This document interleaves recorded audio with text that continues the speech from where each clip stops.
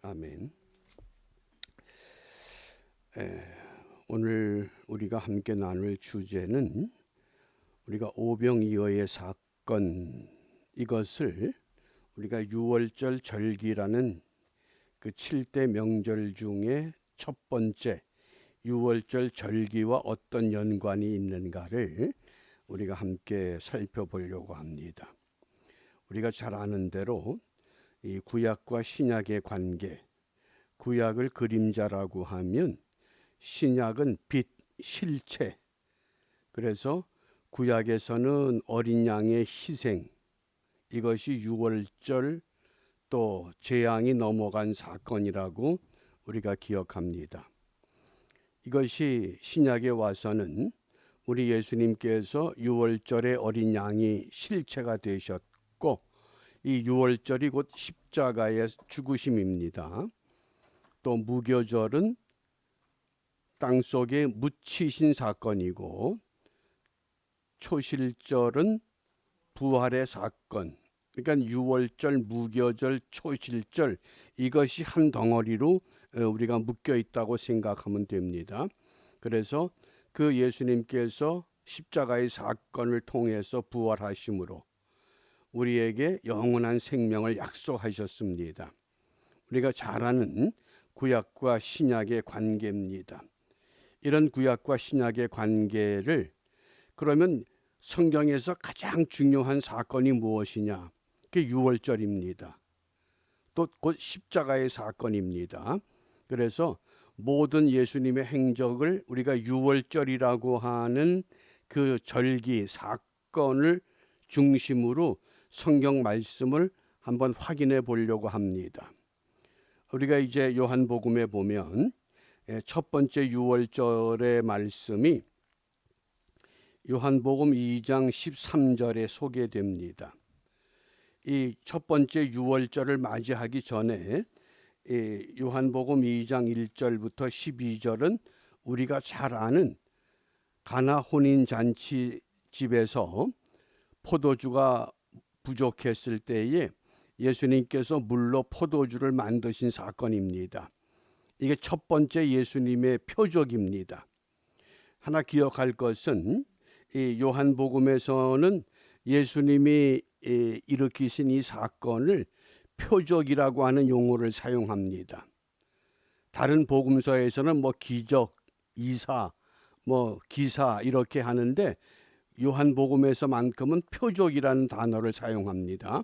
그래서 그 표적을 일으켰고, 그 표적을 일으킨 후에 요한복음 2장 이제 그 13절에 보면 유대인의 유월절이 가까운지라 예수께서 예루살렘으로 올라가셨더니, 모든 유대인들은 유월절을 맞이하면 반드시 예루살렘 성전으로 올라가야 됩니다. 그러니까 예수님께서도 유대인의 유월절이 가까운지라 예수께서 예루살렘으로 올라가셨다. 이게 당연한 사건입니다. 그리고 그 2장 23절에 유월절에 예수께서 예루살렘에 계시니 많은 사람이 그 행하시는 표적을 보고, 표적입니다. 표적을 보고 그 이름을 믿었다. 그래서 이 성경에 이적과 기사, 기적, 표적 이렇게 네 가지 용어가 사용됩니다. 요한복음에서는 꼭 반드시 표적이라고 사용합니다. 이 표적이라고 하는 것은 세메이온이라는 단어를 사용한 것을 번역한 것인데, 표적의 의미는 표적을 일으키는 주체가 누구냐? 표적을 일으키는 주체, 곧 메시아를 강조하는 게 표적이라는 용어입니다. 그러나 이적과 기사와 기적이라고 하는 것은 표적, 어떤 기적을 일으키는 주체가 아니라 그냥 일어난 사건, 이건 놀라운 사건이다. 평소에 볼 수 없는 깜짝 놀랄 만한 사건이다. 사건 자체를 말하는 겁니다. 그래서 영어 성경에 보면 이적과 기사는 원더라는 단어를 썼고, 기적은 미러클이라는 단어를 씁니다. 그런데 이 세 이적과 기사와 기적은 테라스라는 헬라 단어를 번역한 겁니다. 그러므로 테라스라는 단어, 이적과 기사와 기적은 우리가 평소에 경험할 수 없는 어떤 놀라운 사건을 말하는 겁니다. 그러나 요한복음에서는 이것이 놀라운 사건인데 놀라운 사건으로 끝나는 것이 아니라 이것을 일으키신 주체가 누구시냐? 하나님의 아들이신 메시아 예수 그리스도시다. 이걸 강조하는 게 표적입니다. 그래서 이 표적이라고 하는 용어를 꼭 기억하셔야 됩니다. 예수님을 강조하기 위해서 표적이라고 하는 단어를 선택했습니다. 그래서 그 다음에 이제 그러므로 이 유월절이라고 하는 이 절기에 따라서 요한복음을 읽어보면 요한복음 2장 23절에서 유월절에 예수께서 예루살렘에 계시니 많은 사람이 그 행하시는 표적을 보고 그 이름을 믿었습니다. 메시아를 믿었습니다. 그리고 그 유월절이 바로 이어서 어떤 일이 이루어지느냐? 요한복음 3장 1절에 바리새인 중에 니고데모라 하는 사람이 있으니 유대인의 관원이다. 우리가 잘 아는 인물이죠. 니고데모. 그래서 이 예수님께서 공생의 첫 번째 유월절에 누구를 만나셨냐? 예루살렘에서 니고데모를 만났습니다. 우리가 이제 그동안에는 유월절과 관계없이 그냥 거듭남에 대한 이야기를 많이 했기 때문에 이 유월절과 관계를 갖지 못한 니고데모를 생각했지만은 그러면 왜 예수님께서 이 유대의 관원 니고데모를 예루살렘에서 유월절에 만났을까? 그리고 니고데모가 예수님께 찾아와서 묻습니다. 당신이 행하시는 이 표적을 아무나 하는 것은 아닙니다. 이게 분명히 하나님이 함께 하시는 겁니다. 그때 예수님께서 니고데모에게 거듭나지 않으면 하나님 나라를 볼 수 없다. 그렇게 말씀하셨습니다. 거듭나지 않으면, 그러니까 우리가 니고데모가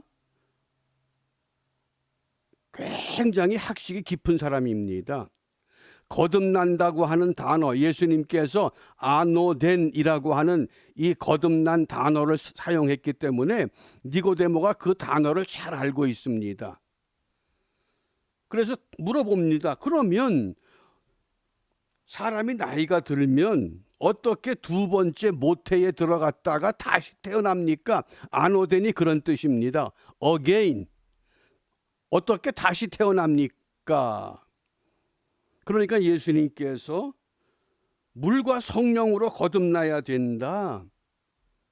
From above. 지금 니고데모는 육신적인 관심을 갖고 거듭남에 대해서 질문을 하는데 우리 예수님께서는 내가 지금 너하고 이야기하는 것은 육신적인 거듭남이 아니야. 위로부터 아노덴이라고 하는 전혀 새로운 뜻을 지금 가르쳐 주는 겁니다. 너는 다시 어게인이란 뜻밖에 모르지. 그러나 내가 너에게 말하는 이 아노덴 거듭남은 다시가 아니야. above from. 예? 위로부터 나는 거야. 위로부터. from above. 위로부터 나와야 되는 거야. 그러니까 이게 니고데모가 깜짝 놀라는 겁니다. 예수님의 평소의 모습은 학식이 많은 분이 아닙니다. 나사렛 목수라고 알려져 있는데 어떻게 이 아노된 거듭남이라고 하는 이 단어가 엄청난 뜻을 지금 깨우쳐 줬습니다. 근데 왜 그랬을까요? 출애굽 당시에 430년 애굽에서 노예로 살던 히브리 백성들을 하나님이 기적같이 끄집어내서 고대 이스라엘 국가를 이제 만들기 시작한 겁니다. 그런데 니고데모를 만나서 네가 유대 관원이냐? 그러면 너는 이제 유대 나라에 관심을 갖는 것이 아니라 거듭나면 하나님 나라를 볼 수 있어. 세상 나라에 묶이지 말고 하나님 나라를 생각하라고 깨우치는 겁니다. 그러니까 니고데모가 학식이 많기 때문에 예수님께서 이게 사실은 굉장히 깊은 대화입니다. 우리는 이제까지 니고데모가 참 어리석구나, 거듭나는 거 몰랐네, 그런 내용이 아닙니다. 유월절이라고 하는 이 절기 개념을 가지고 니고데모를 만나면 이 니고데모가 굉장한 사람입니다. 당시 학식이 많은 유대 관원이었기 때문에, 그래서 그 니고데모에게 이 유월절을 통해서 무엇을 깨우칩니까? 너희들은 유월절이라고 하는 것이 출애굽에 대한 것밖에 모르지만은 내가 이제 유월절을 너희들에게 가르칠 때는 이 세상 나라의 이스라엘이 아니라 하늘나라, 하나님 나라, 거듭나지 않으면 갈 수 없는 그 나라를 내가 너희에게 깨우쳐 주겠다는 겁니다. 그게 니고데모와 만남의 사건이었습니다. 이렇게 해서 그 다음에 이제 6장으로 들어가는 겁니다. 우리 요한복음 6장을 좀 찾으시길 바랍니다. 그래서 요한복음 6장에 보면 그 후에 예수께서 갈릴리 바다 곧 디베랴 바다 건너편으로 가심에 4절입니다. 마침 유대인의 명절인 유월절이 가까운지라. 자, 유대인의 명절 유월절이 가까우면 예수님이 어디를 향해서 이동하셔야 됩니까? 예루살렘으로 가셔야 되는데 오늘 이 말씀을 보면 그 후에 예수께서 갈릴리 바다 곧 디베랴 바다 건너편으로 가셨습니다. 예루살렘으로 가시질 않습니다. 이게 오병이어의 사건의 특이한 사건입니다. 우리가 이제까지 그냥 벳세다 들녘에 오병이어, 보리떡, 물고기, 이것 가지고 5,000명을 먹이고 12광절이 거두었다, 이 정도 선에서 머물렀는데 유월절이라고 하는 이 절기 때에 왜 예수님께서 예루살렘으로 가시지 아니하고 디베랴 바다 건너편으로 가셨습니다. 이걸 제가 좀 지도를 가지고 설명을 드립니다. 지금 여기 가버나움에서 예수님께서 어디로 가셨느냐? 이 디베랴 바다, 갈릴리 바다를 건너서 벳세다로 가신 겁니다. 예루살렘은 이 아래에 있습니다. 분명히 유월절이 가까우면 예루살렘을 향해서 계속 가야 됩니다. 일주일 전부터. 그런데 지금 가버나움에서 벳세다로 옮기신 겁니다. 왜 그러셨냐는 겁니다. 뭐 때문에?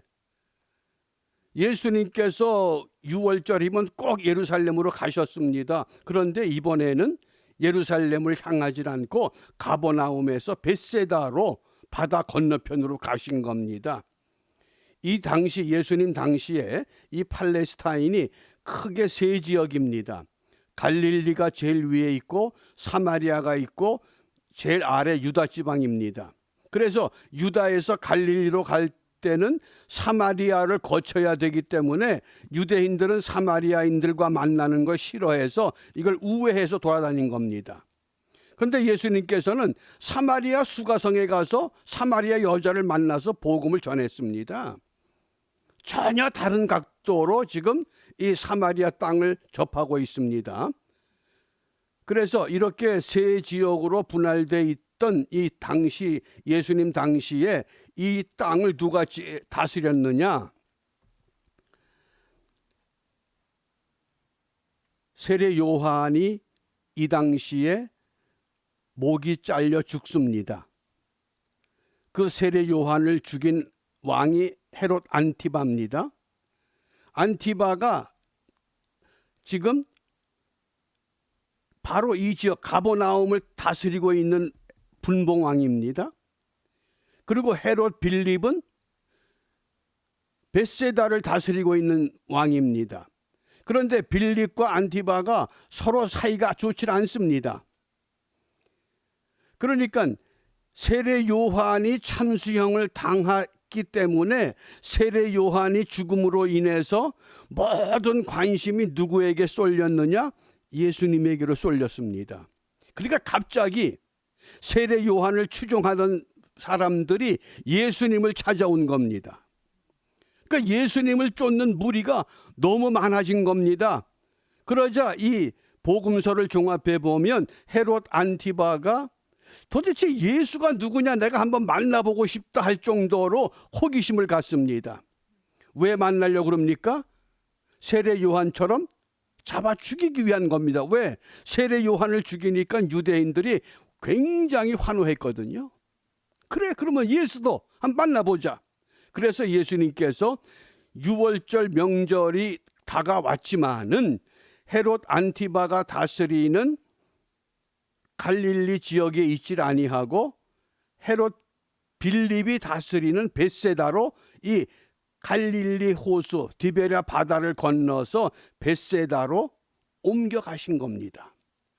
그러니까 예수님께서 그로 옮기니까 어떻습니까? 또 그 많은 무리들이 예수님을 또 쫓아온 겁니다. 그게 어디가 됐습니까? 그게 우리가 흔히 말하는 벳세다 들녘이라는 겁니다.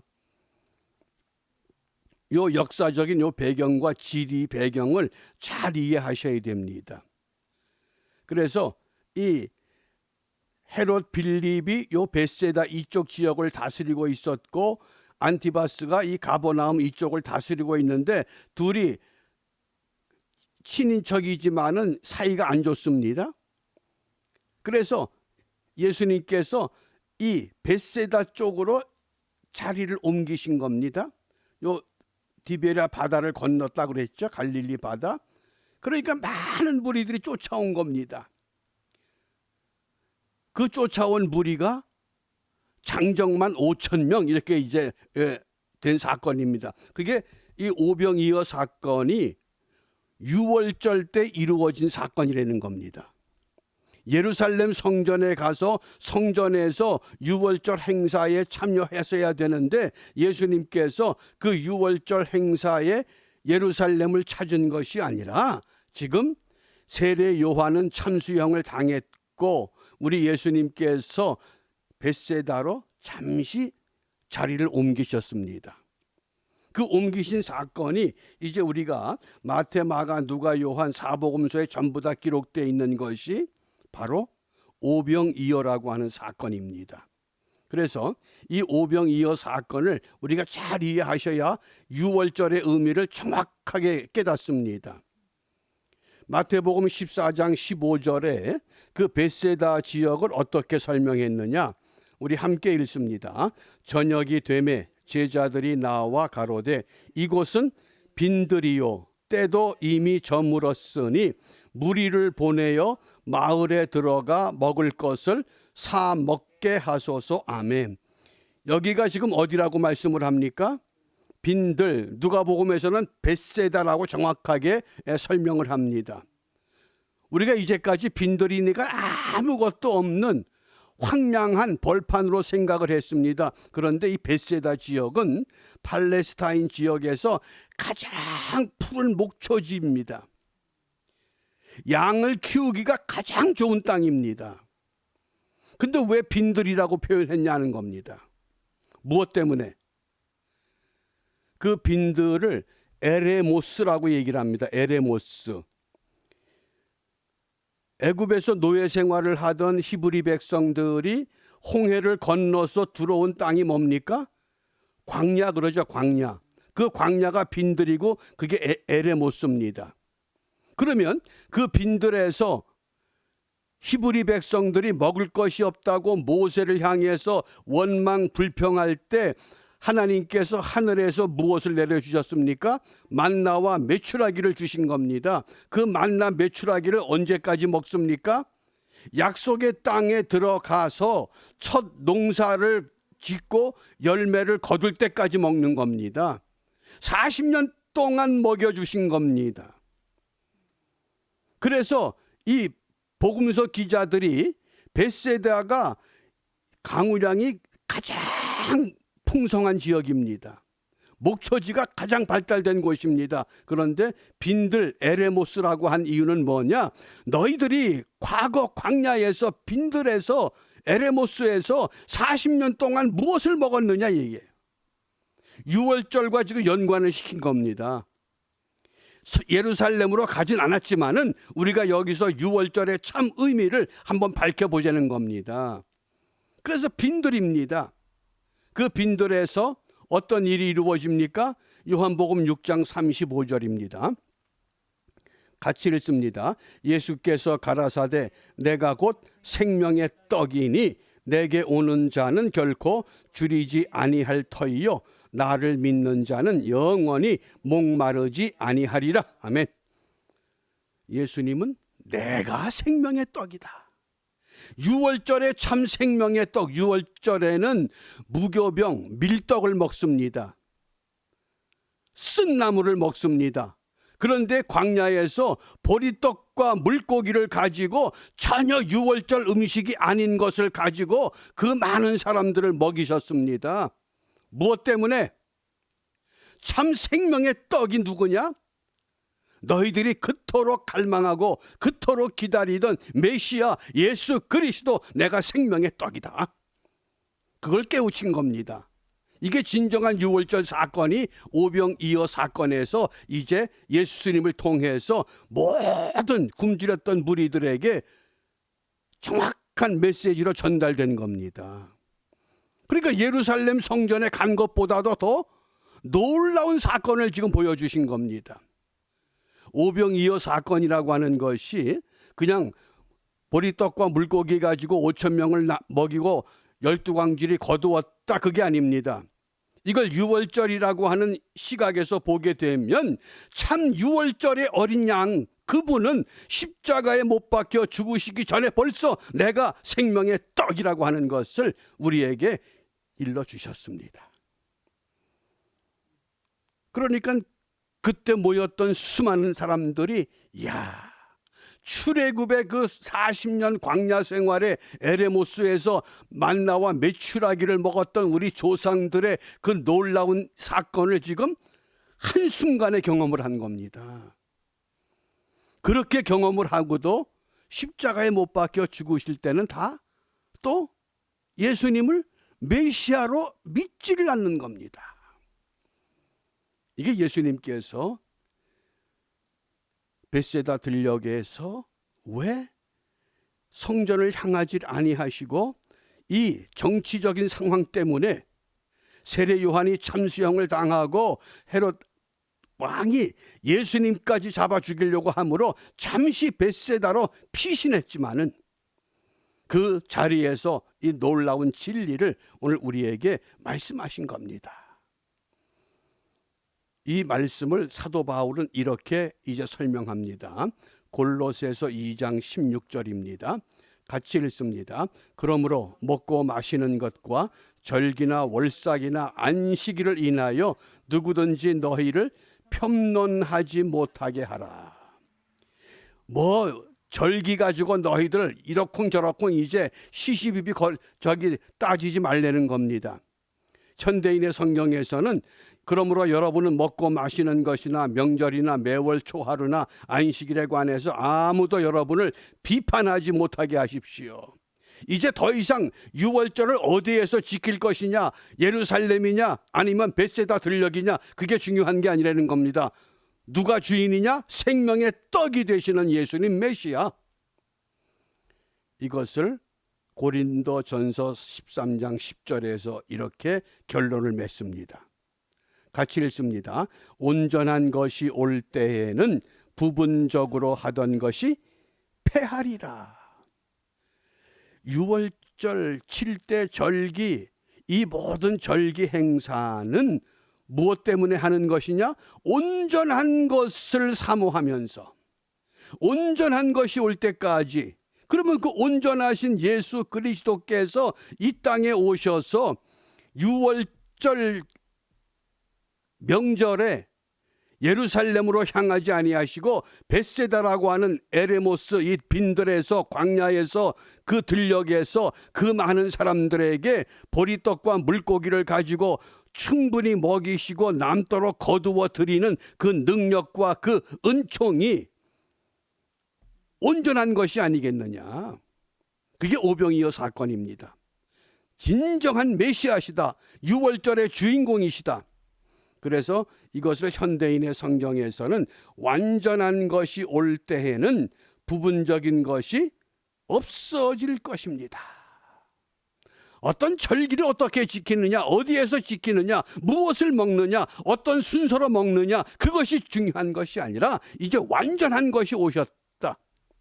그러니까 우리가 이 구약과 신약의 관계에서 분명히 유월절의 그림자, 그 실체가 되시는 예수님, 그래서 이 예수님이 내가 생명의 떡이다, 영원히 목마르지 않을 것이다, 너희가 이것을 믿느냐, 그렇게 말씀하신 겁니다.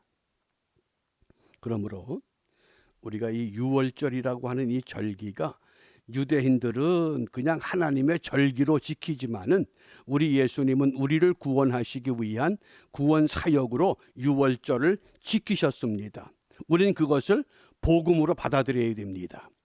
복음으로 받아들이는 믿음을 가졌을 때에 우리가 완전한 복음을 부여잡고 그 예수님과 더불어서 하나님 나라에서 다시 이 성찬이라고 하는 엄청난 이 유월절 잔치가 이루어질 때 그날을 고대하고 그날을 소망하면서 우리의 남은 이 믿음의 경주가 정말 순례자로서, 나그네가 아니라 순례자로서 믿음의 은총을 누리며 사는 우리 모두가 되시기를 주님의 이름으로 축복합니다.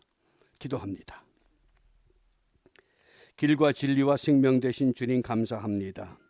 유월절 어린 양이 되셔서 벳세다 들녘 에레모스에서 그 많은 무리들에게 보리떡과 물고기를 가지고 배부르게 먹게 하셨고 12광지를 거두면서 내가 너희를 위한 생명의 떡이라고 말씀하셨습니다. 우리가 그 주님을 우리의 구세주로, 우리의 메시아로 확실히 믿을 수 있는 은혜를 우리에게 주심을 감사합니다. 이제 이 은혜를 부여잡고 우리의 남은 시간들이 이 땅의 것 때문에 흔들리거나 무너지는 것이 아니라 주님 앞에 가는 그날까지, 주님 오시는 그날까지 생명의 떡이 우리에게 있으므로 영원히 목마르지 아니하고 영원한 하나님 나라의 소망을 가지고 담대하게 살아가는 우리 모두가 되도록 축복하여 주시옵소서. 예수님 이름으로 기도합니다.